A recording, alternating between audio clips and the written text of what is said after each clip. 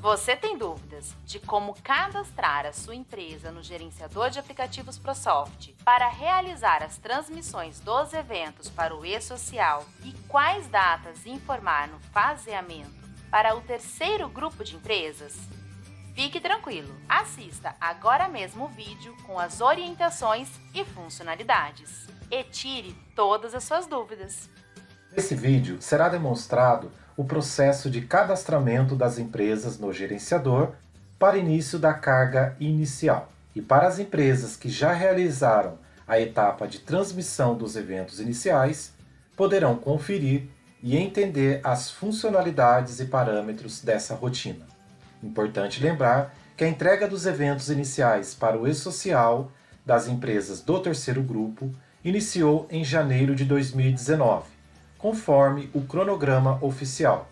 Porém, se sua empresa ou escritório não realizou este processo, será necessário transmitir os eventos iniciais para então dar continuidade às transmissões aos eventos periódicos, folha de pagamento, referente ao mês de maio de 2021. Para cadastrar a empresa no gerenciador, acesse a rotina Parâmetros Gerais, SPED e-social, Gerenciador. Na rotina Gerenciador, clique no botão Adicionar, informe o código da empresa, clique novamente em Adicionar e nesta etapa iremos informar os dados de cada período ou faseamento conforme o cronograma do e-social. Neste exemplo, vamos utilizar um cronograma para uma empresa do terceiro grupo. O primeiro passo é informar o campo Competência Início. Como a própria rotina já orienta, devemos manter a data início em janeiro de 2017, pois o período abrange o ambiente de produção e também de produção restrita. Logo abaixo, nós temos o faseamento, que está dividido em 5 fases.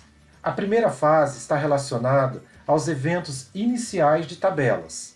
Para preencher os campos, clique 2 vezes sobre a linha.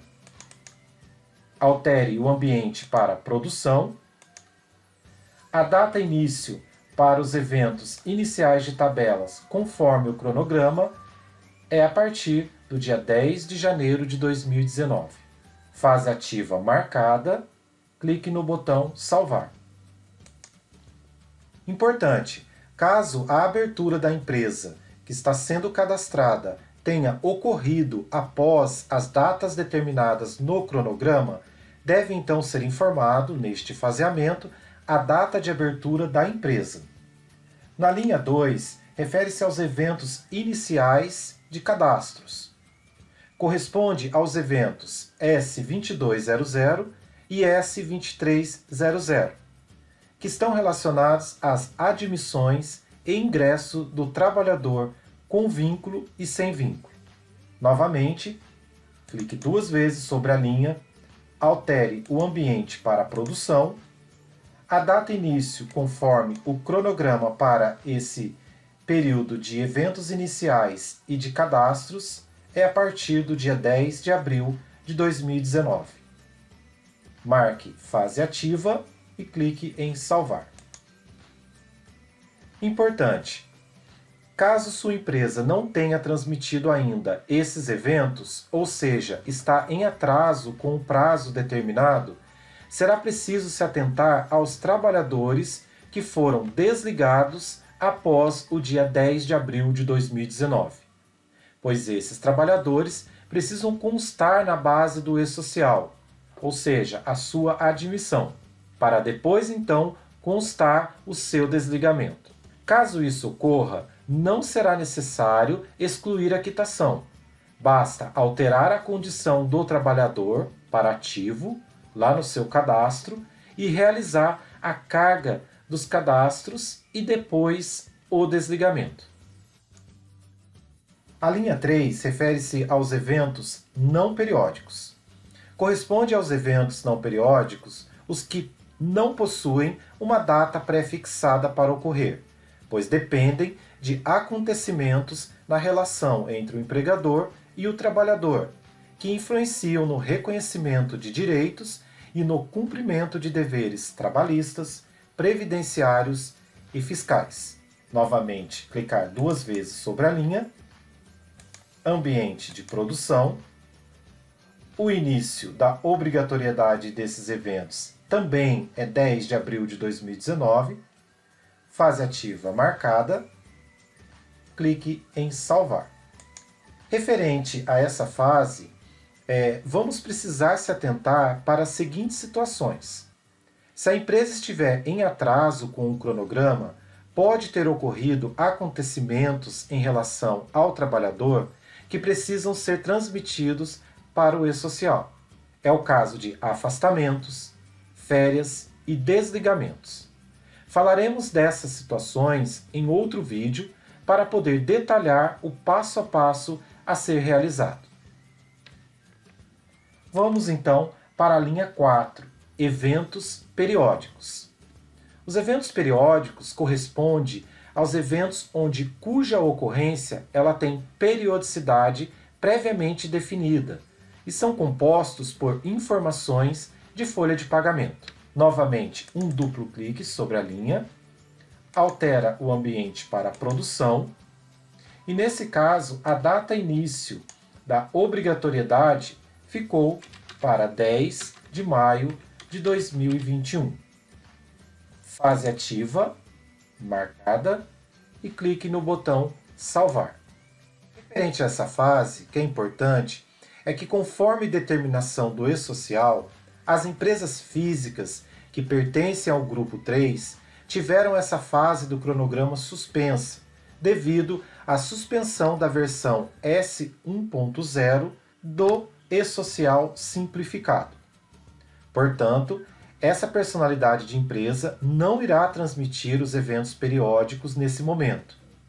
E para que não ocorra inconsistências nas entregas das fases anteriores, ou seja, a fase 1, 2 e 3, nessa linha 4, vamos informar a data início 1º de julho de 2021, até que seja divulgado uma nova data oficial para as empresas físicas. Lembrando, somente vamos alterar essa data para as empresas físicas, para que não ocorra inconsistências nas fases anteriores. Os demais tipos de empresa e personalidade mantêm a data 10 de maio de 2021. Na linha 5, eventos SST, refere-se aos eventos relacionados à saúde e segurança do trabalhador. Essa linha ela pode permanecer inalterada para as empresas do grupo 3, pois houve mudanças no cronograma e podem ainda surgir novas alterações. Após então configurar as 4 fases, vamos clicar em gravar, confirma a adição do período informado sim, e será então demonstrado o período vigente para essa empresa. Caso seja necessário, o usuário poderá alterar ou remover esse período da rotina. Agora vamos falar das guias Contato, Fornecedores de software e Certificado. Na guia Contato, o usuário terá a opção de informar os dados do contato responsável manualmente, preenchendo os campos nome, CPF, telefones e e-mail. Será possível também selecionar a opção representante legal. Nesse caso, o sistema fará leitura das informações lançadas na aba contábil do cadastro de empresas. Outra forma de contato é selecionando a opção cadastro de contadores. Nesse caso, o sistema irá listar os contadores que estão cadastrados no sistema para que o mesmo seja selecionado. Na guia Fornecedores de software, basta clicar no botão Adicionar e novamente clicar em Adicionar, para que seja então adicionado a empresa responsável pela entrega das informações, nesse caso, o software ProSoft. Na guia Certificado, o usuário terá a opção de utilizar os certificados do tipo A1 e do tipo A3. Selecionando o tipo A1, o usuário deverá localizar o certificado que está salvo em sua máquina e informar a senha deste certificado. Após este procedimento para o certificado do tipo A1, clique na opção Enviar. Caso o tipo do certificado seja A3, o usuário deverá informar se refere a uma subprocuração ou uma empresa de certificado próprio. Caso seja uma subprocuração, informe a empresa responsável. Após definir, clique na opção Associar certificado. Essa opção ela é utilizada apenas para facilitar a seleção do certificado no momento do envio, ou seja, nenhuma senha será armazenada. Após definir então qual é o certificado e informar os dados correspondentes a cada certificado, vamos então falar dos próximos campos da rotina. Para concluir então o processo de cadastramento da empresa no gerenciador, vamos entender os campos: competência ativa, identificação da tabela, geração centralizada e empresa matriz gerada em outra base de dados. Primeiro campo, competência ativa. O campo competência ativa está relacionado à vigência das tabelas que são transmitidas ao e-social. Para as empresas do terceiro grupo que estão iniciando agora as transmissões, deve ser informado a data janeiro de 2019, pois é a data início das transmissões de tabelas conforme o cronograma do e-social. Com isso, no portal do e-social será criado o período de vigência dessas tabelas, iniciando em janeiro de 2019. Se você já realizou as transmissões dos eventos iniciais de tabelas dentro do prazo, esta data pode estar diferente, pois após o envio das tabelas, pode ter ocorrido novas inclusões ou evoluções e retificações de dados. Um exemplo: criei um novo evento em março de 2021. Esse novo evento poderá ser transmitido com a competência ativa em março de 2021. Para que no e-social seja criado esse período de vigência inicial. Agora, se esse evento fosse utilizado em uma folha de pagamento anterior a março de 2021, o evento teria que ser transmitido ao e-social com a competência ativa igual ou anterior ao início de utilização do evento na folha de pagamento. Portanto, o controle da competência ativa será do usuário, lembrando sempre que a data que estiver informada será a data de criação do período inicial de vigência de uma determinada tabela, ou o período inicial de uma determinada retificação de dados. O outro campo, identificação da tabela. Este campo deverá ser preenchido somente em casos de empresas matriz ou filiais possuírem tabelas de eventos, rubricas, diferentes entre si. Como exemplo, serem processadas em sistemas ou escritórios diferentes. Caso todas as empresas estejam na mesma base de dados, no sistema ProSoft, o campo não deverá ser preenchido. Geração centralizada. Essa funcionalidade permite que os eventos gerados sejam armazenados por meio do painel de monitoramento e a transmissão dos mesmos sejam realizados de forma centralizada. Para o certificado A1, a opção centralizada ficará disponível para a marcação do usuário. Caso o mesmo opte por não marcar, ao realizar a carga inicial ou qualquer transmissão de eventos por rotinas do sistema, esses eventos serão transmitidos para o e-social diretamente, sem a necessidade de uma intervenção manual. Agora, se o usuário marcar a opção centralizada, nesse caso ainda utilizando o certificado A1, Os eventos gerados pela carga inicial ou gerados através de rotinas do sistema serão armazenados no monitoramento em status 14, aguardando a transmissão do usuário.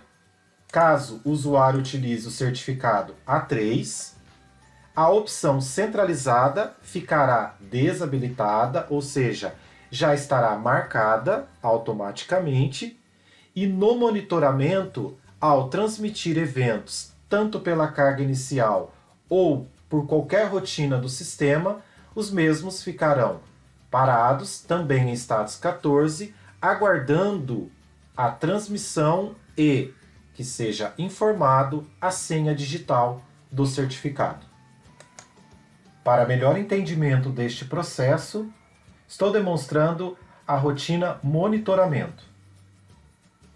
Caso a opção centralizada esteja marcada, os eventos ficarão na rotina monitoramento, parados na opção aguardando aprovação de envio, ou seja, todos em status 14. Nesse caso, o evento ainda não foi transmitido para o e-social. O usuário irá precisar selecionar os eventos e clicar no botão de envio. Para certificado A1, basta clicar no botão para que os eventos iniciem o processo de transmissão. Para certificado A3, ao clicar nessa opção de transmissão, será habilitado a tela para informar a senha do certificado digital.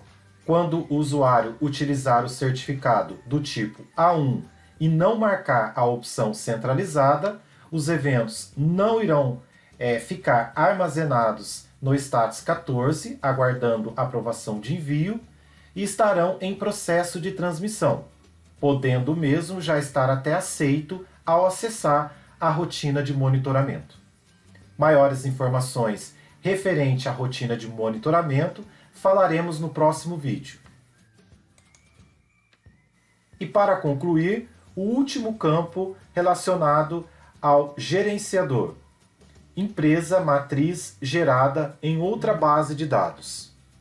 Marque esta opção quando a geração dos eventos do e-social da empresa matriz é realizada em outra base de dados. Caso contrário, este campo deverá ficar desmarcado.